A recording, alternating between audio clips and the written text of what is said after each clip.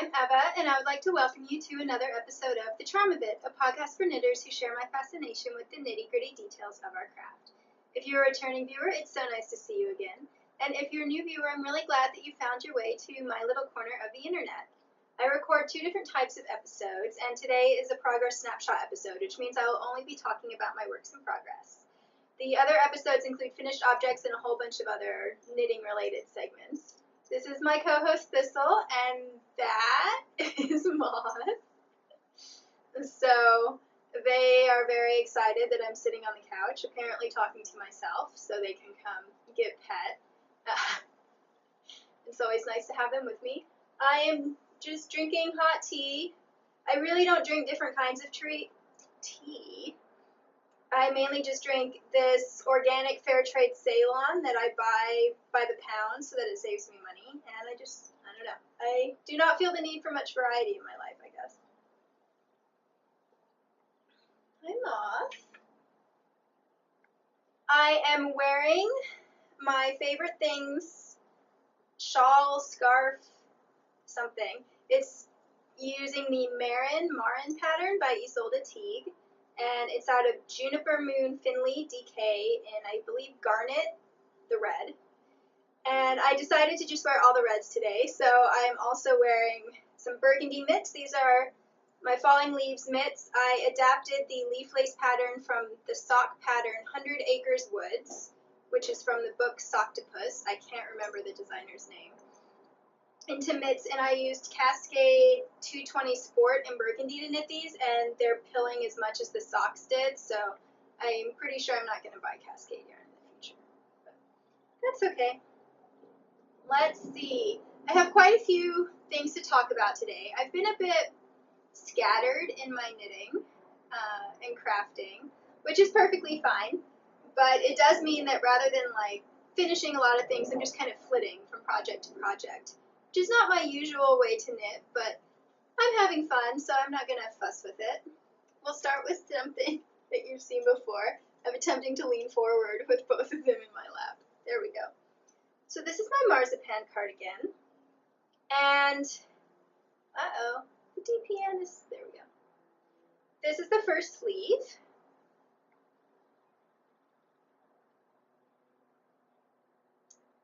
I got this far and then I haven't knit on it for almost a week because I can't decide whether to continue the spirals all the way up the sleeve or if I should start letting the lace appear the way it does on the body.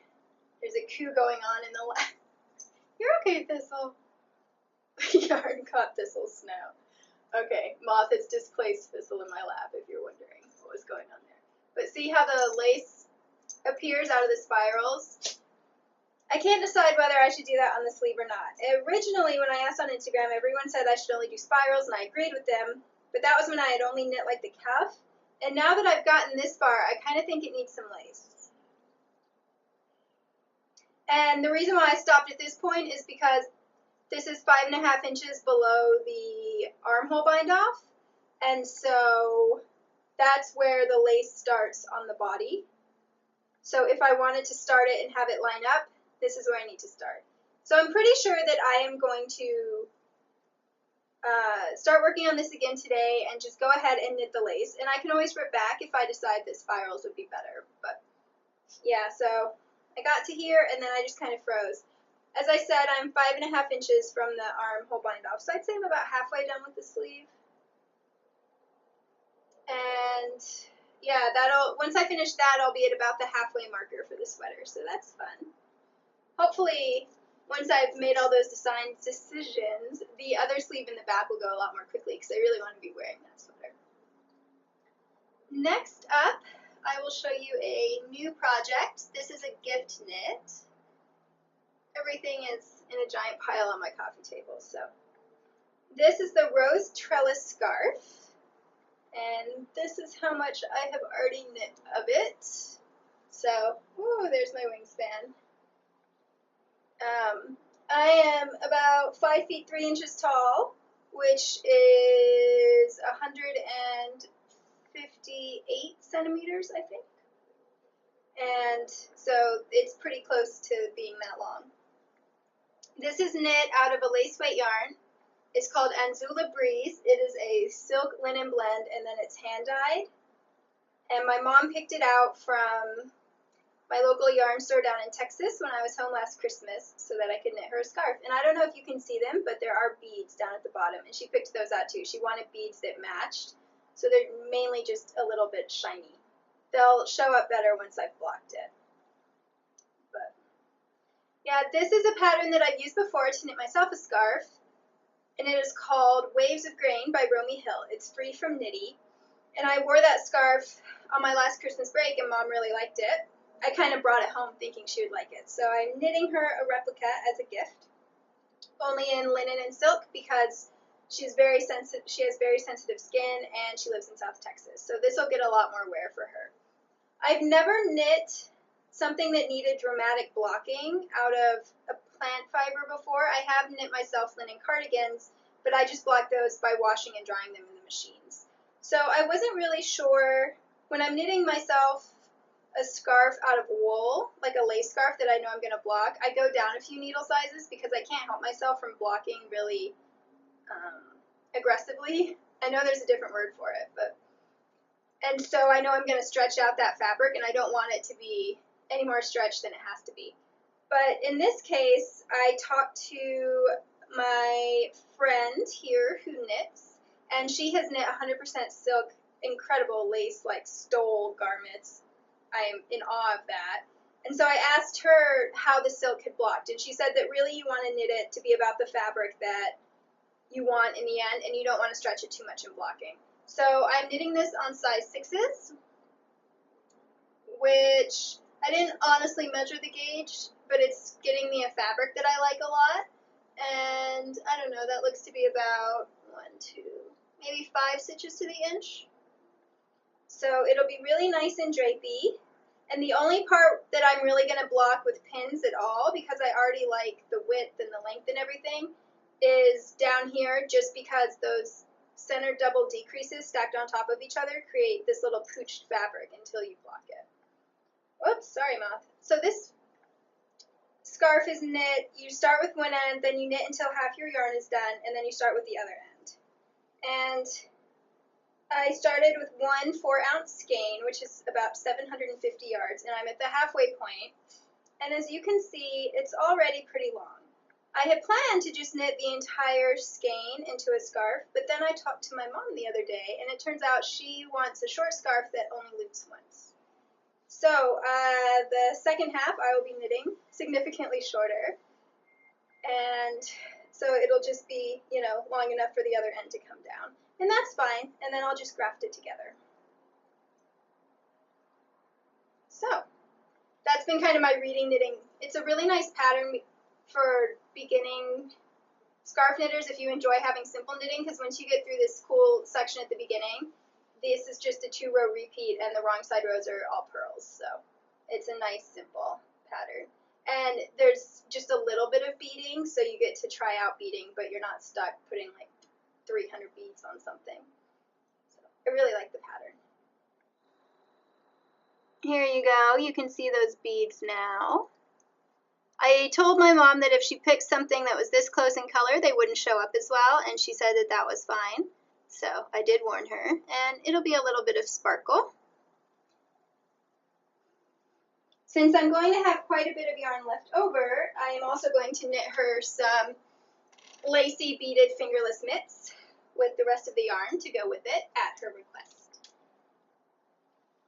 So I didn't realize that she liked short scarves, and I signed up for an Order of the Phoenix mission with that scarf, which is something that happens in the Harry Potter house cup on Ravelry. And it's supposed to be, I think, a 6 to 8 week project. The deadline is November 15th for the fall term. And you can be fairly vague about your proposal. It's not like the other advanced studies where you have to be really specific and make sure that there's a lot of details. But I said that I was going to knit a beaded lace scarf in lace weight yarn and at least use 700 yards. So I have left a message asking if I also knit the mitts will that work for the 700 yards, or should I just withdraw this term? And that's fine. Either way, it's a learning lesson. I'm not playing for points this term since I just found the House Cup. I'm playing as a not quite first year, so if I have to learn that lesson, it's better to learn it now.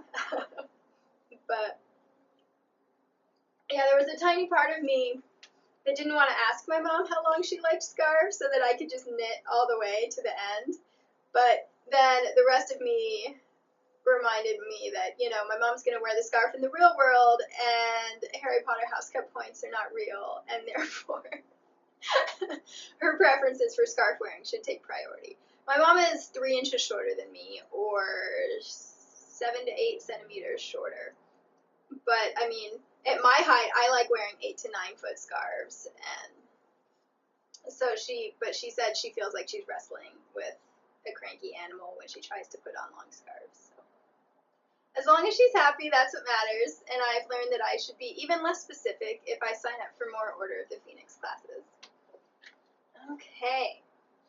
Speaking of neckwear, this is our Victorian grandmother's cowl, which I'm pretty sure I've already shown you. Yes, I remember telling you about it.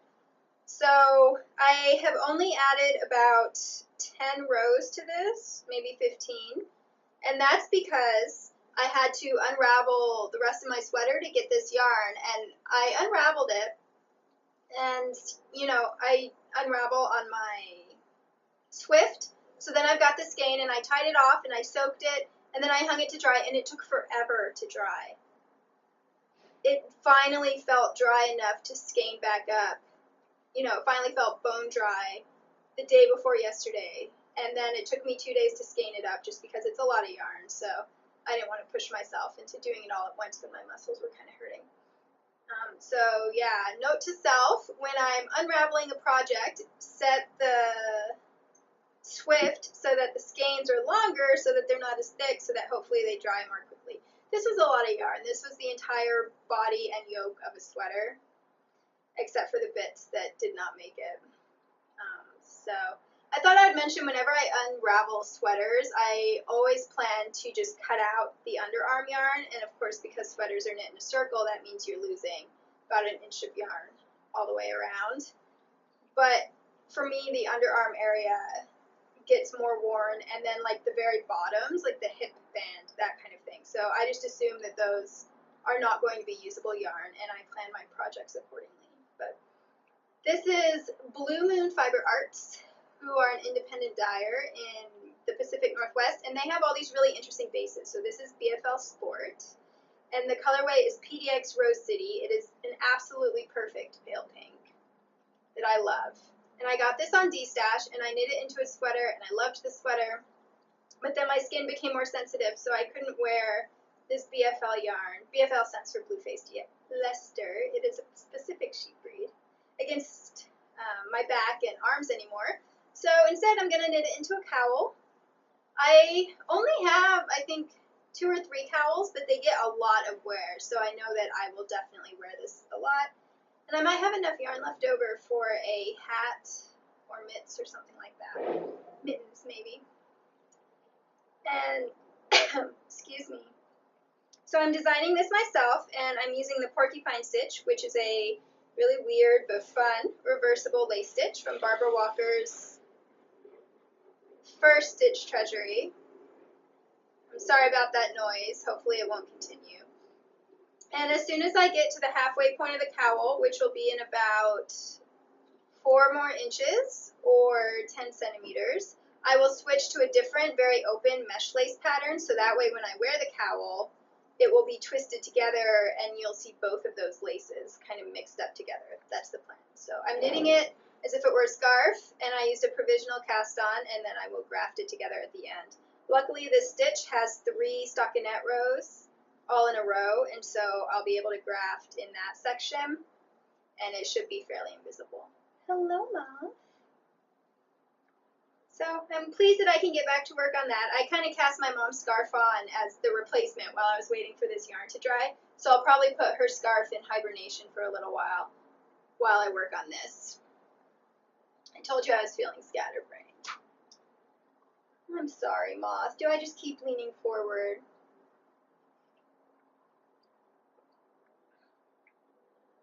would talk about, I've been doing quite a bit of overdying, so I thought I would talk about one of those things. Next, even though it's not knitting, it's related to knitting. And here's the yarn that I overdyed into a kind of burnt orange, pumpkin orange, longhorn orange if you live in Texas, color. So I bought this yarn, which is Quince Co Finch in Barolo, which is a really great burgundy. And this is so that I can knit myself another pair of leaf socks to replace the ones I knit out of Cascade Heritage that have pilled to the point where I don't really want to wear them anymore. But I reach for those socks all the time in the fall and winter. They go with so many of my outfits. So I thought I would replace them with my favorite sock yarn. So I just ordered one skein, which is 50 grams, and that means that I need to use contrast toes and heels in order to get full socks. They'll still be fairly short, but that's okay. And the pattern is knit toe up. 100 Acre Woods is a toe up pattern, so it'll be really easy to adjust for that. Okay, so this is the yarn I dyed up to be the contrast heels and toes so that it can be as fall-like as possible. And this is also Quince Co Finch. It's about 30 grams of leftovers, and it started out in their apricot colorway, which is exactly what it sounds like. It's a little more orange than peach, but a kind of sherbet color. And it's really pretty. It's just not my color palette. So whenever I overdye, I only use food safe overdye. So I use Kool-Aid for reds, and then I have Wilton's icing in sky blue. And is it just plain yellow? There might be a modifier on yellow, but and so that way, since I've got the three primary colors, I can mix them up in all kinds of ways. So I actually was hoping to get a darker orange yarn with burgundy speckles, and I tried a few ways to speckle with the Kool-Aid, and it looked speckled, but then whenever I tried to set it with the hot water, all that Kool-Aid would just pour back into the dye bath, and so it would just end up with the entire yarn redder. And so you can tell one of these skeins I put more speckles on than the other. And Quince Co Finch is a regular wool. It's not superwash treated, so I definitely will need to read up more and see if anyone has figured out how to do speckles on superwash yarn. But I really love the final color that came out. So, I mean, it's not like I ruined the yarn, but I definitely did not achieve speckling. Those are being a little bit blown out, but you can see that this one had more red on it than this one, because otherwise I treated them identically. And the yarn that I used to tie it, this yarn was a natural medium sheep gray, and then this yarn was a natural, very pale white gray. So that's what the color would look like if I hadn't been overdying, if I had just been dyeing on white yarn. Hey, Moss, can you move so I can sit? Scooch. Cats. She's not impressed with the fact that I've switched which lens I use to record, so now I have to get up and walk across the room whenever I need to start a new film segment, which is every 8 to 10 minutes, and she is just not impressed with that in the slightest.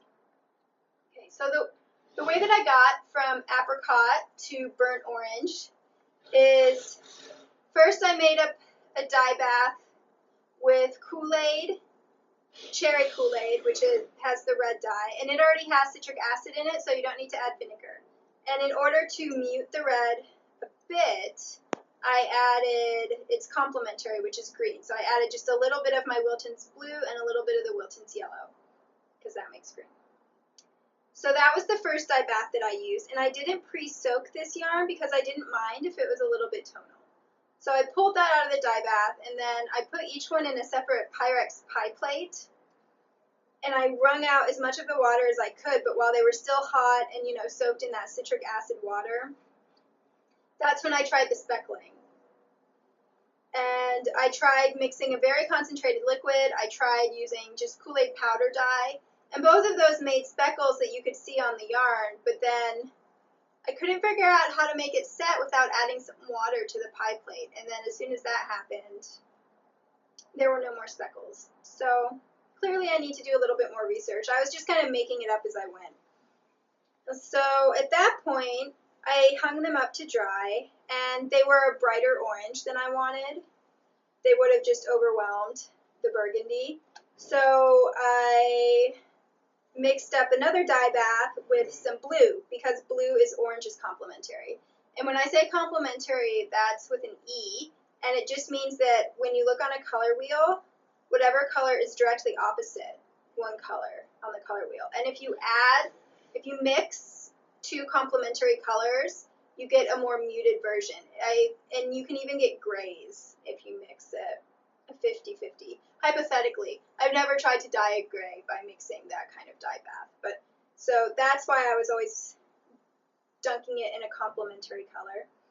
And because I was just using Milton's icing dye for the blue, I added some white vinegar to the pan. And once again, I didn't mind if it was a bit tonal, so I did the blue in the pan, then I just put both the dry skeins in.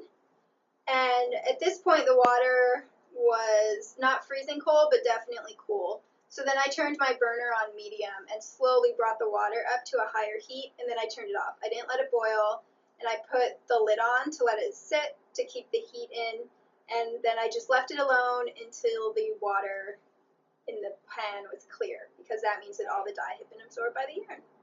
So that's one of the most fun parts to me, is the fact that once you exhaust the dye bath, it's back to clear water.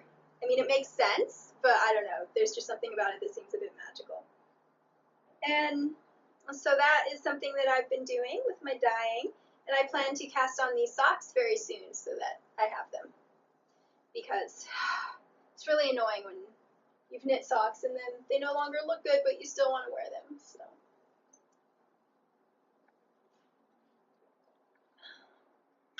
Speaking of socks, I have been working on a pair for myself. Next time I'm putting the coffee table closer so I don't have to do all this bending. So these are my something Skillful This Way Comes socks, and they're with the free spider pattern on Ravelry, and I love them so much. They are going to be for the Deep Dark Night Cowl, which Tommy of Squirrel Pie Productions is hosting. It's basically a Halloween themed knit along. And I've been wanting to knit these socks forever, but I didn't have any yarn in my stash that was the right color. So I kept telling myself, you need to knit all this yarn in your stash before you buy more sock yarn. But then I was ordering the yarn for my father's Christmas present, and I saw that they had Barolo Ultra Alpaca Fine, which is my second favorite sock yarn after Quince Co Finch. And so I couldn't resist adding one of those to my cart. And this is in the Moonshadow colorway, which is a pale gray heather, which is what I thought would look best for spiders, since it would show off that cable. I do have one skein of gray sock yarn in my stash, but it's like a hand-dyed tonal, kind of variegated tonal yarn, so I worried that the spiders would not show up. So yeah, and I'm really happy that I did that for myself, because I love these socks so much, and I can't wait to wear them. I've only knit myself one pair of gray socks, and it was out of Quince & Company Turn, which it turns out I do not like for socks. So other than that, I've not knit myself any gray socks, even though I wear gray all the time. And that's because before I could knit, I bought a few pairs of wool socks, and I always bought them in gray. So it felt frivolous to knit myself replacements, but the hand knits are so much more comfortable, so it'll be really nice. I did a shorter leg on this. Here's the heel, so that it'll work with the flats and stuff. I've mentioned this a lot in recent episodes because I've just been knitting shorter socks. And the reason why I decided to go with Ultra Alpaca Fine instead of Quince & Company, which also offers gray heather yarns in their Finch, is because this pattern calls for 68 stitches, which is a lot. And when I'm knitting with Finch, I prefer to knit 56 stitch socks. So I didn't think I would be able to take out 12 stitches without disrupting the pattern. I ended up knitting the leg on 68 stitches as called for, because I was looking at the the projects of other Ravelry members. I always do that before I cast on. And I saw that Kelly, yes, from the podcast, oh my gosh, it's got a U pun in it. It's a really good audio podcast. It's two friends, and they call each other. Let's see. Two U's. There we go. That should have been simpler. And I'm just going to make sure. Kelly and Marsha. Yeah, so Kelly, I felt like I knew her from her podcast, although I'm not sure we'd ever interacted, had knit a pair of these, and she said that she usually wears a women's 6.5 or 7, which is what I wear, and she found that she would not have wanted to go any lower than 68 stitches. So I messaged her to ask if that was still the case, and she said yes. So I went ahead and cast on the 68 stitches. The back of the leg is in ribbing, and so that means that these socks fit fine. However, I think I would have been perfectly fine going down to 64 stitches, because even though this looks like it's cabled, there's very little cabling involved, and so it doesn't draw in the sock as much as I thought it was going to. So on the foot, I decreased down to 62 stitches in total, and that fits me perfectly fine. But I am glad that I had a finer sock yarn to knit these out of, because Finch, I think I would have struggled to make them small enough to fit me. And I love this pattern so much, I will tell you more details when I start the next segment. So here's the spider, the big one, and then little baby spiders. Oh, aren't they so cute? Oh, they're so cute. So the baby spiders, you do the bobble and then you do slip stitches. It's a free pattern, so I'm not giving anything away. And then you have to get another length of yarn and one of your knitting needles out, and you do a couple stitches to gather these legs, and then you do a French knot for the head. And she has you do them while you're knitting so that it's a lot easier, so you're not trying to, put your hand down in the tube once it's closed up on the toe. So I just think that that is a brilliant use of bobbles and French knots, and I love them and want to put them on everything, ever. Come on, silly. You knew this was going to happen. Don't mind me while I sit on my cat. There we go. So, I finished the first one, and for the second one, I have just finished my gusset decreases. And as hopefully you can see, I switched which spiders are on the leg of the second one. So the big spider will be on the foot and the little spiders will be on the leg. And that's because I love them both. So I wanted them both to be visible above my shoes, and then I wanted to be able to see both of them when I'm laying on the couch. I have always loved spiders.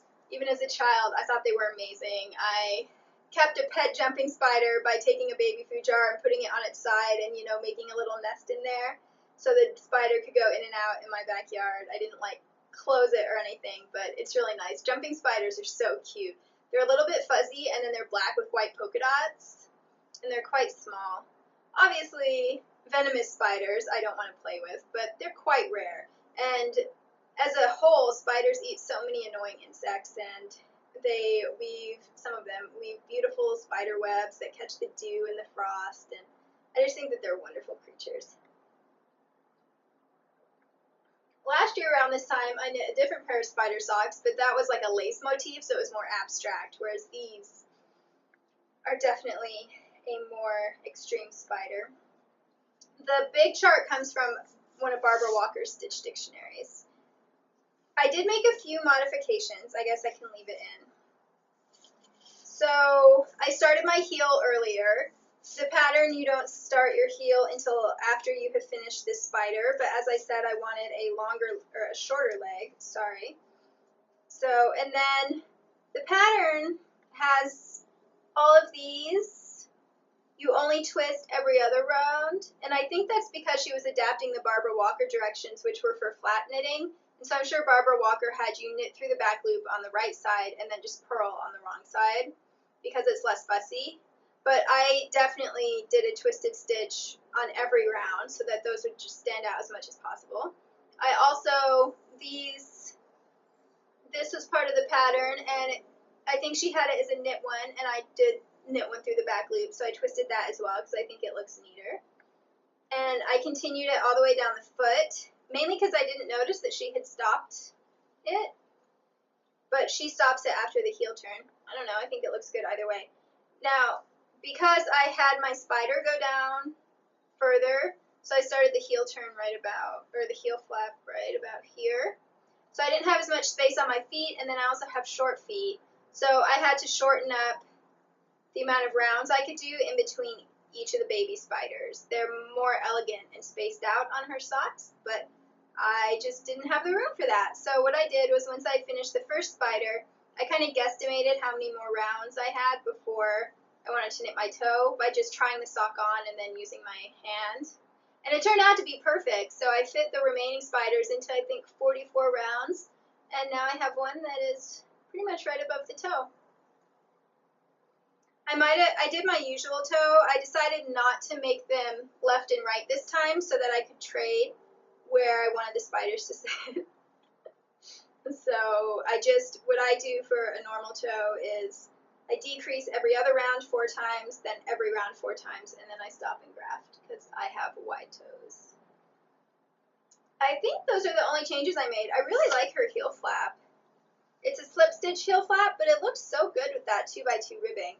Oh, and then one other change that I made, they're all little changes though, was I am mirroring the twisted stitches, so she has you always doing on both socks the cable the same way, and I just made it so that they're symmetrical, because why not? Yeah, I love these. I think it's a great pattern. I highly encourage you to try it out for yourself, knowing that it's going to be a bit fiddly if you want the French knots. A lot of people have just left the little spiders off, but I love them too much. You might notice I'm getting some laddering going on here. When I first started knitting, I had a real problem with laddering. And so what I would do is just every round I would move a few stitches, so that was moving where the joins are, and that was how I avoided laddering. And then after about a year, I realized that I didn't have to do that anymore, and I could just knit my socks normally. But a few months ago, I changed how I'm tensioning the yarn when I knit Continental, and that seems to have done something so that the laddering is back. So I don't really want to go back to my old tensioning ways because I prefer the newer way. But I would also prefer it if I didn't have these laddered stitches. I'm hoping that they will block out. I'm totally willing to just like yank on the fabric until it behaves itself when it's wet. But yeah, that's something that I think I noticed it here more than I have with other things because this is reverse stockinette, and so it's just a bit more unforgiving than regular stockinette. Like you can't see any laddering at all in that ribbing because it's just hidden. So, and I still don't get any laddering when I knit English style or throwing. And as I said, I think it's because I switched how I tension my yarn. So I'm hoping that my hands will figure out what they need to do in order to eliminate that on their own. Otherwise, I will have to research that again. But that is all I think I needed to talk about with these socks. And as I said, I'm really enjoying them. Ultra Alpaca Fine. The reason why I like it so much is it holds up really well, and it's a quite thin for a sock yarn, so it makes thin socks, which fit well into certain types of shoes, but they're still really warm because of the alpaca content. And the other thing I love is that all the colors are heathered. So I think this is my 5th pair of socks out of them. And I'm really excited because I should have about half a skein left over, and so then I can combine it with red and white that I also have as leftovers and make some Christmas socks. So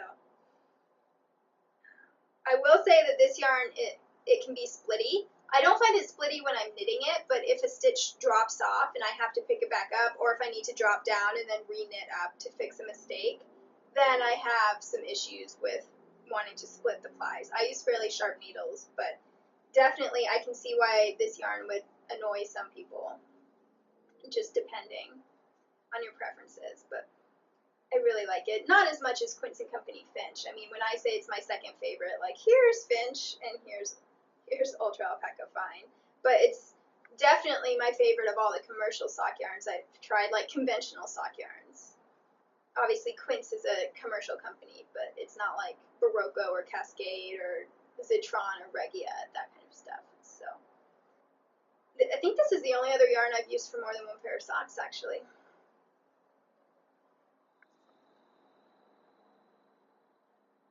I'll talk more about this swatch when I sit back down, but thought since I had to get up anyway, I would do the close-up now. So this is something that I have spent quite a few hours on, and therefore I decided to talk about it even though it's a swatch. Ooh, I'm trying to fix my heating pad, sorry. So one of my knitting friends here, Christy, I asked her if it would be weird for me to give her a hand knit for Christmas or not, and she said that she would love to receive one, and so I suggested a Fair Isle hat and all these beautiful autumnal colors that I love but can't wear myself. And I have, most of them are Alice Starmore Hebridean 2-ply from a birthday gift a couple birthdays ago that my parents got me. They got me one skein each of like 27 colors. It was so exciting. So I showed her the colors, and she liked those, and I already showed her this swatch, so even if she's watching, which she does sometimes, hi Christy if you're watching, I'm not ruining any surprises, but yeah. So I thought it would be really easy to put these colors together, because when they're together in the basket, they look perfect. They just look like autumnal woods, and I had greens in there as well, and then as soon as I started swatching, I kept getting this, like, the results, instead of looking like autumnal woods, looked like something straight out of the 70s. Now, I was born in 1986, so I did not live through the 70s. I am not trying to beat up on the 70s in any way, but I just mean those kind of stereotypical 70s colors, and especially, I was trying to work the colors into the Schwook pattern by Hazel Tyndall because I think it's beautiful. And I really enjoyed the interview she did on Fruity Knitting Podcast, so it made me want to try out one of her patterns. And, you know, since I wanted to do traditional Fair Isle, who better to use? So I was trying to use that hat, and it's got the kind of pointy star motif, so lots of triangles. And it turns out, at least to my eyes, if you knit a very triangular motif in oranges, browns, and greens, it basically looks like you're going to some kind of summer camp or state park with like 70s style signs. That's what it looked like. And I was not pleased about that. And I knew that Christy wouldn't be pleased because she loves autumnal colors that are like, I don't know, Lord of the Ring elves kind of forest thing. I'm definitely calling this the Autumn in Rivendell Hat once I knit it up. So I was feeling a little bit of despair, which I always feel anytime I'm trying to put a lot of colors together, Fair Isle style. I should expect it at this point, but every time I look at the pattern and I think, okay, I need this amount of dark and this amount of light, so I pull out my phone and I'm looking at all my balls of yarn in the black and white mode so I can see which ones are dark, medium, and light as far as value goes, and I make sure that there's enough contrast between them, and then I organize how they're going to go and how they're going to fade, and I'm like, this is perfect. I'm just going to swatch, and it's going to be perfect. And then I swatch, and it's never what I like. I'm not sure what that says about me, or it's just, yarn looks so different once it's in a pattern than it does when it's in balls next to each other, and so at least at this point, I know that I should swatch first instead of just diving right into the hat. And so I kept trying things, and finally I realized I was just going to have to give up the greens. And these were true greens. You saw with the close-up, there's a teal going on here, but these were true kind of grassy, woodsy greens. And I also discovered that this dark brown and this orange did not want to play well together at all. Like, I thought this orange would be against the dark brown and it would be amazing and beautiful. And they play so poorly together that I don't even want to have them touching each other, like switching between stripes. I'm making sure that that's separate. That's how badly they mixed. And this orange is Sundew from Hebridean 2-ply. It's a beautiful orange. And then the brown is Jameson's Peat, I believe, which is left over from a hat I knit for myself. And I hadn't realized how much red there was in this until I put it with Sea Anemone, which is a really bright red from the Hebridean 2-ply line. It's one of the very few ones that aren't heathered. And so I kind of looked at it askance, and I'm not sure what had me try it, but when I put it next to this brown, like knitted up, it suddenly became really pretty and complicated but vibrant. So I was really pleased about that. So that was the first combination I found that worked. And then I just kept experimenting with knitting, honestly. This is Tormentil, which is also Hebridean 2-ply, this lighter brown. And I also really like how this dark brown and light brown fade into each other. It makes for a very pretty kind of glow. So that was the next one that I found. And then Spindrift is this yellow, but it doesn't look that yellow next to the brown. It's funny, when you put it with blues, it looks very yellow, but when you put it with other warm colors, suddenly it looks more gray. So that worked well with the browns, but it didn't have enough contrast with Sundew. So I ended up using more leftover Jamesons from the hat I knit myself. It's a marl between Eset and Natural, so it's basically a white, but a complicated white, and I liked how that glowed. So I kind of sorted out that, and then up here I tried out, this is Sea Anemone, as I said. This is Mountain Hare, which is also Hebridean 2-ply, and then I tried putting some Spindrift in the middle, just to see what would happen as the background color to glow, because I hadn't changed the background color at all in this. And this one is still a work in progress, but so then I had two where I'm like, okay, at least I know that these colors are all going to shift together and they look good, even if I need to try out different motifs and different ways to make that center glow, which is my favorite part of Fair Isle. The Fair Isle approach to color work is that you get those glowing middle sections. So then I knew that I wanted something in between them, and so I just went back to basic color theory, and one of the things about color theory is if you're trying to combine 3 colors, you can do a split complementary, which means that you use 2 that are fairly close to each other and then 1 that's kind of the opposite of the color wheel. So if you draw a line on a color wheel, and then you use that one up there, and then you go for the 2 on either side, and that's a split complementary. You can Google it if that doesn't make sense. And because I was using a lot of oranges and reds, blue-green were, it said that that would be the split complementary. So I went ahead and tried that out. This is Lapwing, which is also Hebridean 2-ply. It's one of my favorite shades of Lapwing. And because I've used that yarn quite a bit for like little projects where I've mixed a lot of colors, I already knew that Golden Plover, which is this yellow, looks absolutely wonderful with Lapwing. And this is the motif from the Schwoop hat, and I think it looks a lot like leaves if you do it in a leaf color. So that's where I'm at with this. I actually want to try experimenting with a larger motif so that I can combine these two and do a longer, more dramatic fade, because right now I've only got 2 colors for the background and 2 colors for the foreground. Well, and then I've got a little bit of Golden Plover right in the middle for this one, and then I've only got 1 background color and 2 foreground colors for this one, and that's not as complicated as I like. I like it when you shift colors every 2 rounds, which requires a few more. So I think I'm going to find a taller motif and then try to shift from this to this to this, and then from that to that to that to that, and see how that goes.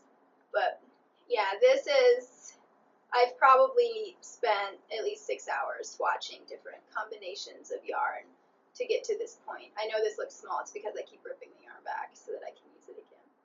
But I really enjoy seeing how the colors interact when I'm not despairing and thinking that I'll never figure out how to make it work.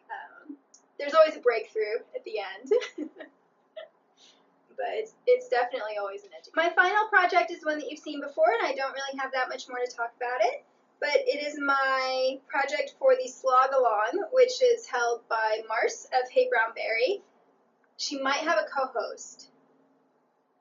I can't remember, but it's mainly an Instagram contest and it's to encourage you to do a bigger project than you might normally knit on, and it runs through November 30th. So I am knitting myself a dress, and I have finished the bodice. So this is the Kalinka Dress, which I am adapting the Winter Garden dress pattern, which is for children, to get this. And because I'm not sure about my yarn, I knit the bodice first on a provisional cast on, and now I have just started the skirt, which is stockinette for quite a ways, and then at the end there's a very wide colorwork band. So I figure if I run out of yarn, I will just widen the colorwork band. And no, I have not picked which colors I'm going to do with the band. I'm sure that will involve a similar despair to elation swatching process. So I think last time you've seen all the bodice pieces, so you know that I'm using the textured rib pattern that's from the Skype Rib Socks, SKYP, a free pattern on Ravelry, which I've also used as socks, and it makes them really nice. And I want this dress to be wearable either way. So this one will have buttons. I haven't sewn on the buttons yet. I want to wait and see what I do with the colorwork band so I can match the buttons. But as you can see, I have the neckband dipping down more than you usually would for a back too, so that I can wear it this way as well. For the neckband, button bands, and sleeves, sleeve band, armband, it's a sleeveless dress obviously, I used double moss stitch. I think that's what it's called. So you knit 2, purl 2 for 2 rounds, and then you purl 2, knit 2 for 2 rounds. The pattern calls for garter stitch, and I really loved the kind of nubby, rustic look that that gives. However, since I'm worried about yarn usage, garter does eat up more yarn. Plus, I don't like garter and button bands because it contributes to waviness, which is my pet peeve. So I decided to try the double moss stitch instead, and I really like how it looks. However, it's quite difficult to decrease in pattern. So for this neckband, because it's curved and because it's not going to draw in the way a ribbing would, usually you would scatter decreases throughout this so that it would still curve. And instead of doing that, I just kept going down needle sizes. So I started on a 2.5, which is what the body was knit on. And then I did a 2, a 1.5, and I think I finished with a 1. And that works, but it does make it more of a square neckline. And I'd originally intended it to look more like a crew neck. But when I tried it on, I decided it was fine. And the reason why it's difficult to decrease in this pattern is because it's a 4-stitch repeat. So it just, if you want to scatter decreases so that they're not super visible, then putting them in a 4-stitch repeat is not the simplest way to do that, because then you're breaking up the pattern in several spots. For the neckband and the button bands, I just did a regular bind off. But for the armbands, sorry, man, I shed so much. I did a picot bind off. I don't know if you can see that.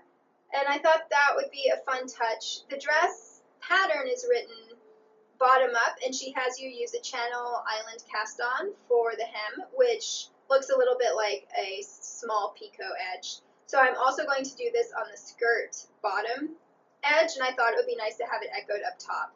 Since it's quite dramatic, I didn't want to put it on the neckband and button band as well, but I thought for the sleeves it would look nice. And all I didn't want it, usually picot edgings make for a very loose bind off, and I didn't want it to be that loose just because it's an arm band. So I was binding off in pattern. So what I would do is I would knit 2, and then instead of purling 2, I purled 2 together, and then I put that stitch back on and drew up 2 new stitches for the picot. So it's a quite small picot. And then I would do the picot bind off, and then bind off the knit 2, purl 2 together, and start another picot. So basically, I spaced them out more, like they're not on every stitch. They're on every 4th stitch, and then I was also decreasing the stitches. And I tried it on before I, undid all the provisional cast-ons to make sure that it would fit, and it did. I did the button band to the point where I wanted it for fitting. And then I just undid all the provisional cast-ons, and I also needed to pick up stitches for the button band. So what I did is I picked up stitches through both bands so that they're joined, because that seemed the most logical way to do that for me. And I went ahead and picked up 1 stitch for every single stitch of the button band because I didn't want it to be too tight, because this has to go over my shoulders, or I guess up over my hips. But either way, that's a much bigger measurement than my waist. So, and I have tried it on, and it still pulls over my shoulders even with that, so that's fine. And then I started knitting the skirt, and I got about 3 inches into the skirt before I thought to myself, this is looking kind of big. So I checked my gauge. And when I did a gauge swatch, I knit it flat. And my gauge was 7.3 stitches to the inch on size 2.5 needles, which is unusually tight for me. I was surprised, but it's a fairly fine yarn. And I know that my gauge always loosens when I'm knitting in the round on circular needles. I don't think it's because I purl significantly tighter than I knit, because on flat knitting, I don't get that row out look on the reverse stockinette. I think it's something about the way my hands feel when they've got it circular knitting, like on a circular needle versus on DPNs or something, that they just feel the need to go super loose and not have any tension. So I knew that the pattern calls for 7 stitches to the inch, and when I saw that I was getting 7.3 stitches to the inch, I figured that I would hit 7 once I was knitting in the round. But when I checked my gauge, I had loosened up to 6 stitches per inch. And I don't mind having a poofier skirt, so that wasn't the problem. However, I was worried that the fabric wouldn't wear well, because this is quite a fine yarn. And you know, the bottom of a skirt, I mean, you're going to be sitting on it. So, and my pets are going to be sitting on it too, because they love my lap. So even though it was a bit difficult, I did go ahead and rip back those 3 inches, and I started again 2 needle sizes down. So now I'm knitting on 1.5s instead of 2.5s. And that the fabric looks much more sturdy, so I will measure pretty soon here, but I'm pretty sure I'm getting 7 stitches to the inch now. And basically all I'm doing is, wherever she has you do decreases, because you're working bottom up, I'm doing increases, and then I'm adding at least 1 set of increases, because the largest size she's written for has a 41-inch skirt, and I know that I want at least a 46-inch skirt. So I will have at least 35 more stitches on my needle. So once I hit the maximum number of stitches, she kind of grades it out, which I think will be flattering. I'll be at a little over 300 stitches per round, which is a lot for my kind of knitting. So that's why I thought this would be perfect for the Slogfest. But honestly, I love doing stockinette in the round, and it's perfect for reading knitting. So the only thing that really makes this sloggy for me is that since it's hand-dyed yarn, I'm alternating skeins every 2 rounds. And so these are 100-gram cakes each, and I'm keeping them in a bag so that I can just grab it out of my knitting, but that is a bit annoying. It makes me think I probably won't knit many large things with hand-dyed yarn in the future, just because I can't imagine doing that for like almost every garment I knit. That would drive me insane. But since it's in stockinette, it's not too bad. And the color is so beautiful that it's worth it. I don't think I've mentioned the yarn is from October House Fiber Arts. It's her Muscadine colorway, and it's in a base that she no longer offers, which is Arbor Fingering, a BFL fingering. I don't really know if it's woolen or worsted spun. I know it's not superwash, and it's 2-ply. And I received 3 skeins of this. There's that picot edge for you. Obviously this color isn't true, but yeah, I think it's pretty. Nope, not showing back there either. But as I was saying before the camera so rudely cut me off, this was Christmas yarn, and I'm really excited that I will finally have it knit up. I originally planned to make it into a cardigan, but my skin has become more sensitive, so I know that sleeves would not work. And since this is a sleeveless wool dress, obviously I'll always be wearing it over some kind of shirt. And so I think it'll be really nice. I plan to mainly just knit stockinette until the colorwork bands, and the only thing I'm going to do is I'm going to add pockets. Originally I thought I would add patch pockets, so I would just do those after I knit, but if I want this dress to be wearable both ways, I don't know if you would say reversible because it's not inside out, but I don't think patch pockets are the best way to go, because that means that there would be patch pockets on my bum. That would be a little odd.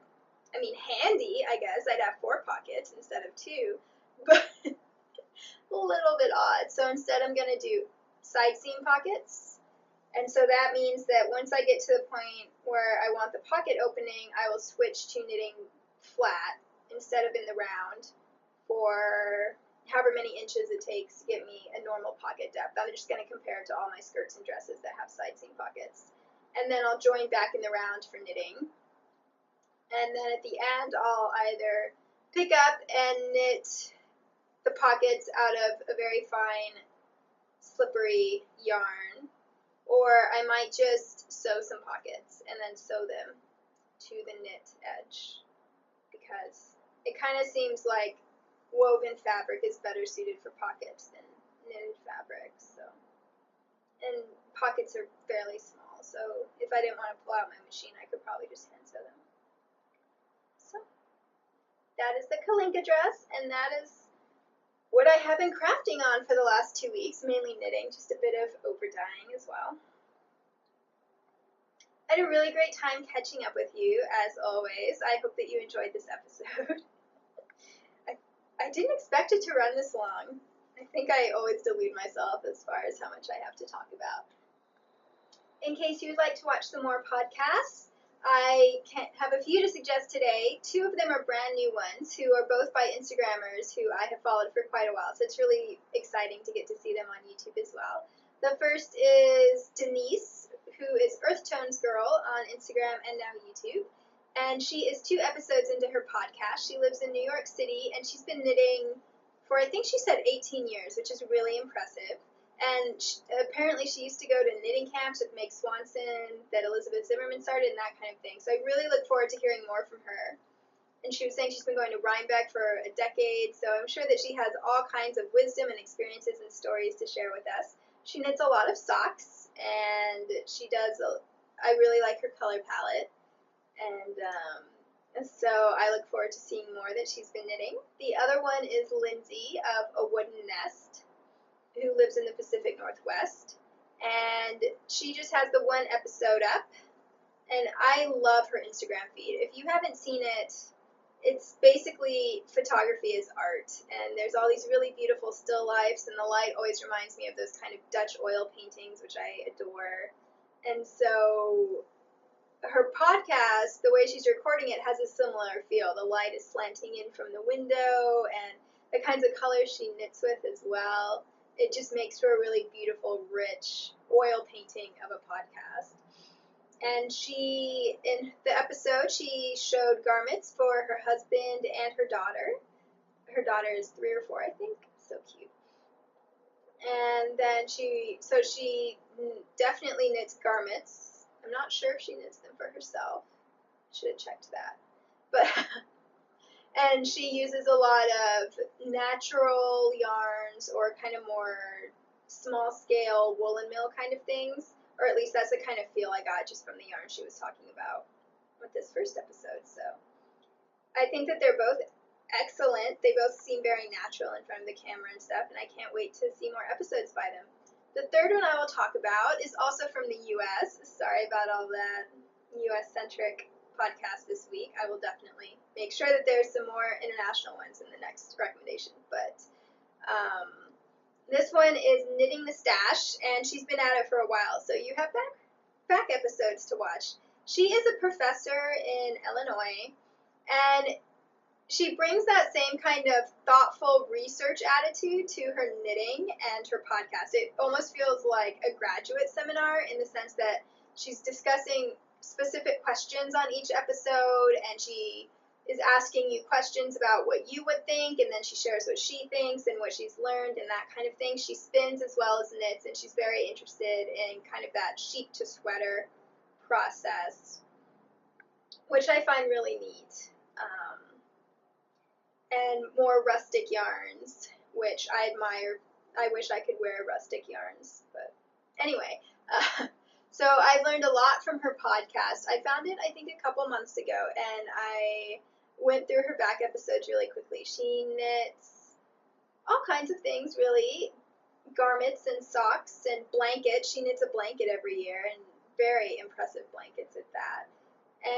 But as I said, her podcast is less of a what have I been knitting journal type thing, and more of a let's think about and talk about this one topic. And sometimes it is, like a sweater she's been knitting, but sometimes it's more general philosophical questions, which I think is really neat. And yeah, so now all that remains is for me to drag my 2 pets up so that we can all say goodbye together. So here's Thistle. Come here, Mom. Oh, I know, I'm a meanie. Uh-oh, moth is hooked into the quilt. Come on, there we go. Here's moth. And we would all like to say goodbye, and it was so nice to see you, and we will see you again soon. Bye.